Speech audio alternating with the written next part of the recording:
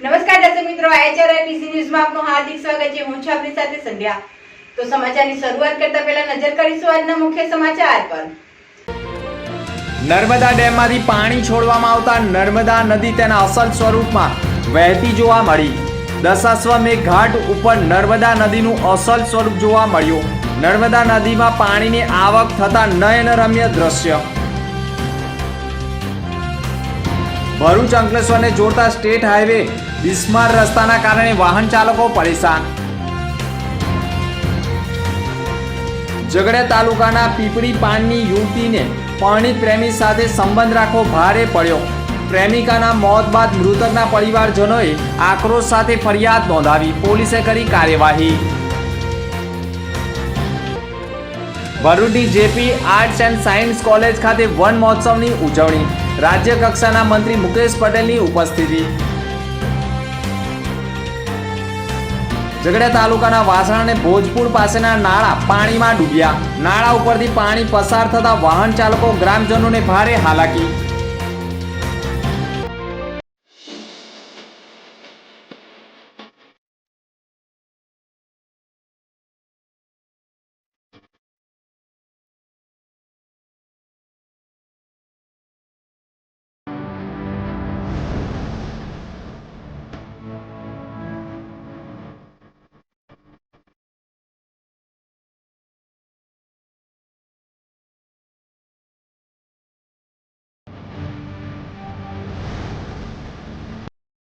Ankleshwar Bharuch state હાઈવેની બિસ્માર હાલતના કારણે હવે વાહન ચાલકોની કમરો તૂટી રહી છે।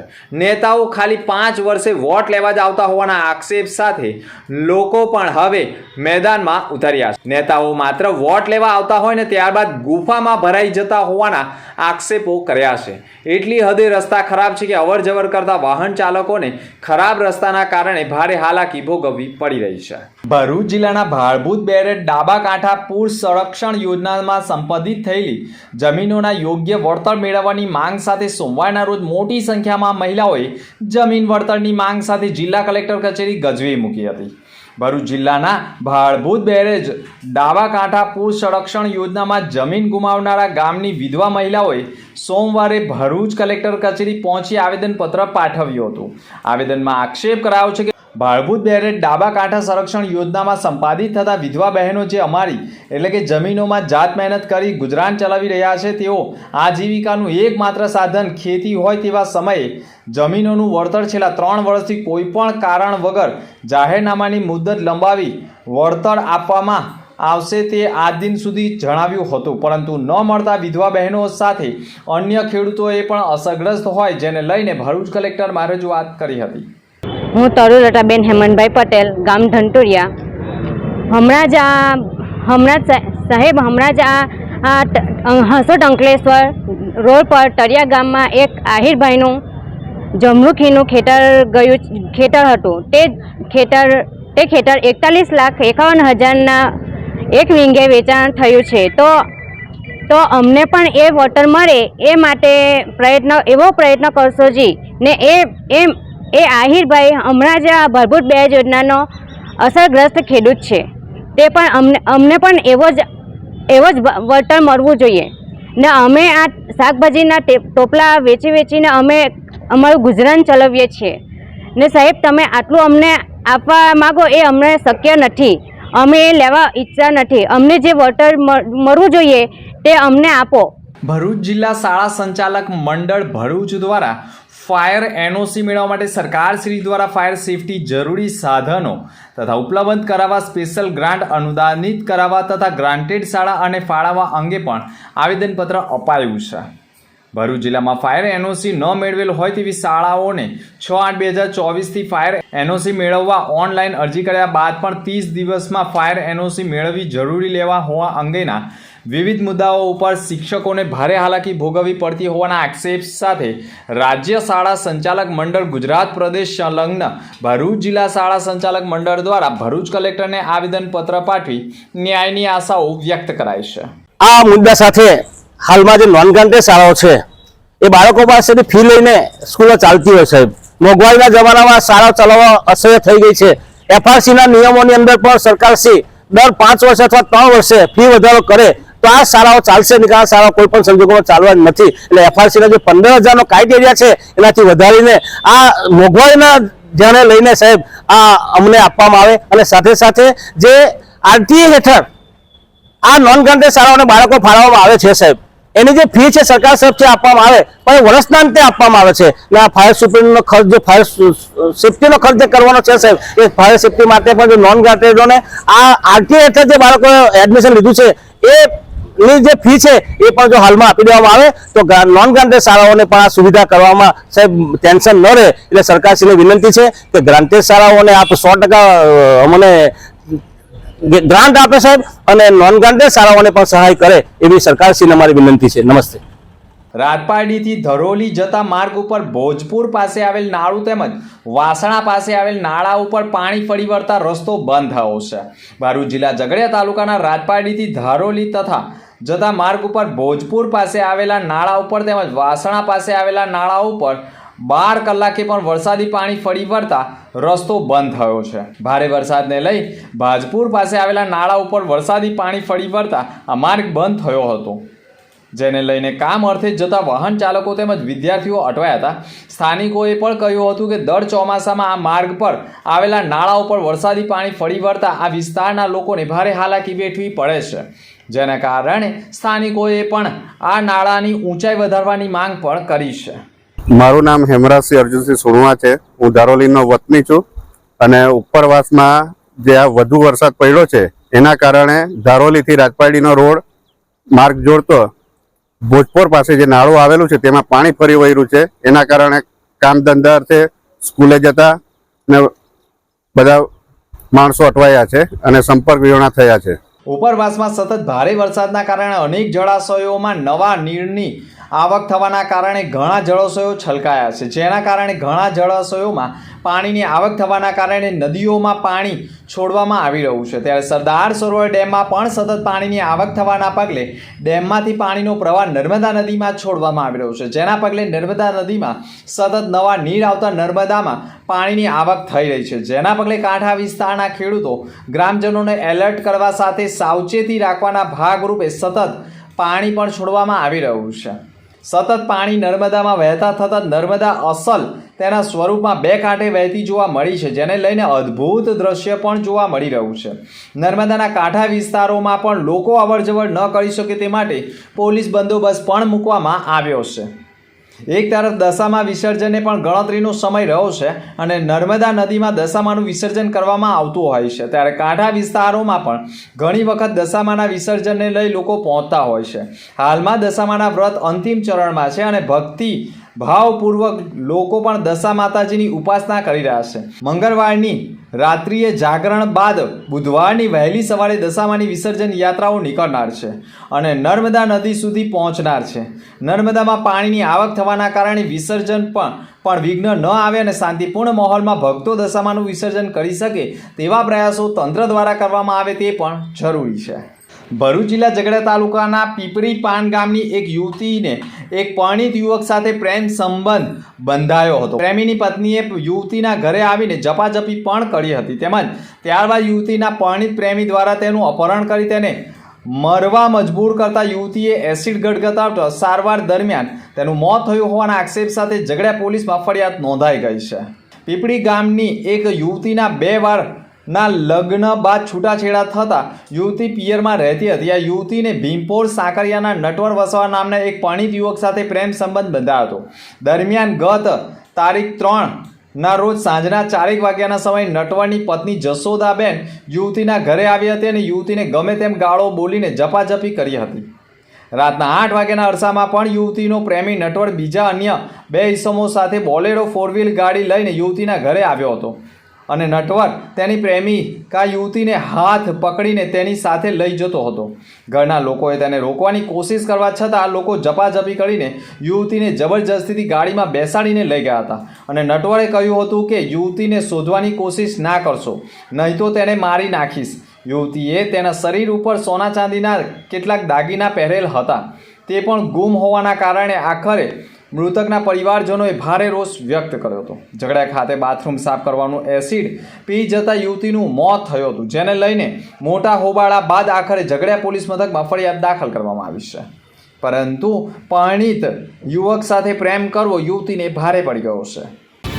મારી છોકરીને મારીએ, ઘરે આવીને મારીને પછી લઈ ગયા એમની ઓમને એના ઘરવાળા ગાડીમાં લઈને બેહાડી દીધી. કોણે બેહાડીને લઈ એ નટવર નટવર કોણ છે?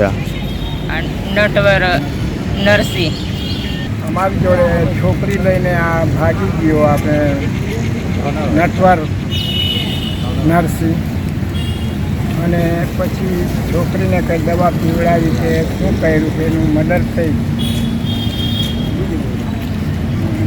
તમે પોલીસ કે કોઈ બી આરોગ્ય ખાતાને જાણકારી આપી ખરી તમે? એ જાણ કરેલી 4મી તારીખે બનાભાઈને. તો તમે પ્રશાસને તમને શું કીધું? એ લોકો તપાસ કરતા નથી ને અત્યારે અમે લગભગ સવારના આવ્યા પણ આ ડેડ બોડી અમને મળી નથી. કયા કારણસર તમને ડેડ બોડી આપતા નથી આ લોકો? કે શું કારણ હોય પોલીસને ખબર. પોલીસે ફરિયાદ તમારી લીધી છે? એફઆર નથી ફાડ્યો. તમને કેમ ખબર પડી કે એફઆઈ નથી ફાડી? તમને કોઈ નકલ કે એવું કંઈ આપ્યું છે? એવું કશું અમને આપ્યું નથી. પરમ પૂજ્ય ગો 108 શ્રી વ્રજરાજકુમારજી મહોદય શ્રીના આશીર્વાદ અને પ્રેરણાથી હાલ ચાલી રહેલા પવિત્ર શ્રાવણ માસ દરમિયાન આગામી દિવસોમાં પવિત્ર એકાદશીને ધ્યાને લઈ ભરૂચ સ્થિત Vallabh youth organisation education Bharuch દ્વારા પવિત્રતા એકાદશીની ઉજવણી સાથે પુષ્ટિ માર્ગના સમર્પણ દિનની પણ ઉજવણી કરવામાં આવી હતી. પવિત્રતા સિદ્ધ કરવાની શિબિરનું પણ આયોજન કરવામાં આવ્યું હતું, જેમાં સૂતરના, રેશમના અને સાટીની રિબીનના પવિત્રતા સિદ્ધ કરી શીખવવામાં આવ્યો હતો. શિબિરમાં પવિત્રતા સિદ્ધ કરતા શીખવવા માટે શ્રીમતી પૂર્વીબેન પટેલ, મોનાબેન શાહ, ઉર્વીબેન શાહ, માધુરીબેન ગજ્જર દ્વારા સેવા આપવામાં આવી હતી. આ સમગ્ર શિબિરમાં સમગ્ર કાર્યક્રમનું સુંદર આયોજન વલ્લભ યુથ ઓર્ગેનાઇઝેશન એજ્યુકેશન ભરૂચના હેડ ચૈતન્ય શાહ અને તેમની ટીમ દ્વારા કરવામાં આવ્યું હતું. ભરૂચની JP arts and science college ખાતે 75માં જિલ્લા કક્ષાના વન મહોત્સવની ઉજવણી રાજ્ય કક્ષાના વન અને પર્યાવરણ મંત્રી મુકેશ પટેલની અધ્યક્ષતામાં કરવામાં આવે હતી. આ પ્રસંગે મહાનુભાવોના હસ્તે વન વિભાગના અધિકારીઓ, કર્મચારીઓ સહિત જિલ્લાની સામાજિક સંસ્થાઓએ પર્યાવરણ સુરક્ષામાં નોંધપાત્ર કામગીરી કરવા બદલ પ્રશંસનીય પ્રમાણપત્ર અને શિલ્ડ તથા ચેક પ્રતિકૃતિ આપીને સન્માનિત કરવામાં આવતા. સાથોસાથ આમંત્રિતોના હસ્તે વૃક્ષારોપણનું આયોજન કરવામાં આવ્યું હતું. આ પ્રસંગે સાંસદ મનસુખ વસાવા, ભરૂચ જિલ્લા પંચાયત પ્રમુખ મહેન્દ્રસિંહ વાસદિયા, જિલ્લા પંચાયત ઉપપ્રમુખ આરતી પટેલ, ધારાસભ્ય રમેશ મિસ્ત્રી, અરુણસિંહ રણા, કલેક્ટર તુષાર સુમેરા તેમજ વન વિભાગના અધિકારીઓ અને કર્મચારીઓ ઉપસ્થિત રહ્યા હતા. 75માં વન મહોત્સવમાં 140 કરોડ જેટલા વૃક્ષો વાવવાનો લાંક્ષેક્ષ નક્કી કરવામાં આવ્યો છે. ગુજરાતમાં આજે 8 કરોડ વૃક્ષો સામાજિક સંસ્થાઓ, વન વિભાગ, શાળાઓ અને સામાન્ય નાગરિકોના સંયુક્ત પ્રયાસથી વાવેતર કરી ચૂક્યા છે. આવવું જોઈએ. અને હું ખાસ કરીને કહે અનુજીભાઈ કે આપણે ત્યાં જેટલા સ્મશાન ગૃહ હશે તો સ્મશાન ગૃહની અંદર પણ અમે તમને વ્યવસ્થા જાહેર કરીએ, જેનું અંતિમ સંસ્કાર કરવા જાય એના નામનું એક વૃક્ષ હોવાય એ હર હંમેશા માટે ત્યાં યાદગીરી રહેશે. મને કહે છે મારા વિભાગ આપને આપે છે તો વૃક્ષ આપણા માટે ખૂબ જરૂરી છે. અને આ વર્ષે જે રીતે લોકોની અંદર જાગૃતિ આવી છે, આ છેલ્લા હું તમને કહું 2 મહિનાની વાત છે, 2 મહિનાની અંદર મનસુખભાઈ 8 કરોડ વૃક્ષો વાવી દીધા છે. લોકો હવે જાતે નીકળ્યા છે, બધી સામાજિક સંસ્થાઓ જાતે નીકળી છે. એટલે આપણે બધાએ વૃક્ષો એટલા માટે જરૂરી છે કે વૃક્ષોનો ઉપયોગ આપણે ઘરમાં બી કરીએ છીએ, ફર્નિચર પર બનાવીએ છીએ, પણ એક વૃક્ષમાંથી એક નાની જેટલી માચિસની ટીલી બને છે ને એ આખું વૃક્ષ પણ નાશ કરી શકે છે. તો આપણે પણ બધાએ વૃક્ષો વાવીએ.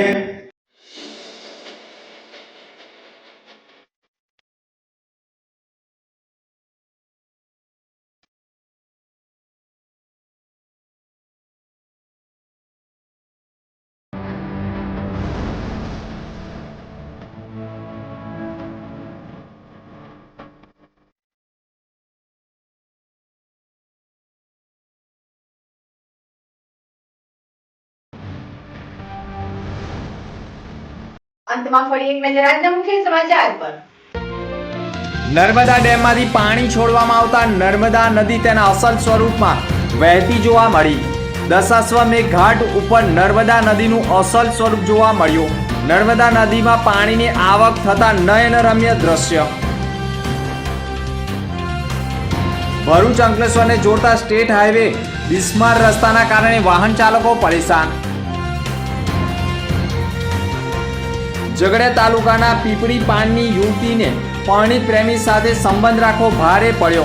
પ્રેમિકાના મોત બાદ મૃતકના પરિવારજનોએ આક્રોશ સાથે ફરિયાદ નોંધાવી. પોલીસે કરી કાર્યવાહી. ભરૂચની JP arts and science college ખાતે વન મહોત્સવની ઉજવણી.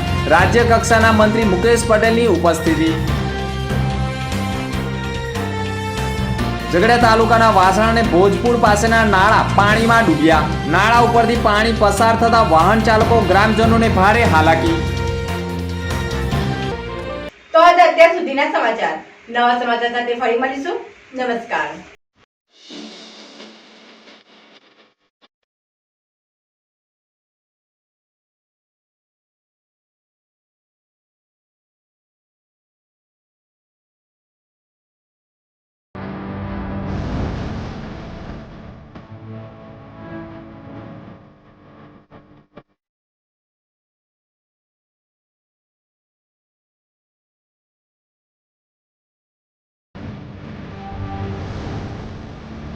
અંતમાં ફરી એક નજર આજના મુખ્ય સમાચાર પર.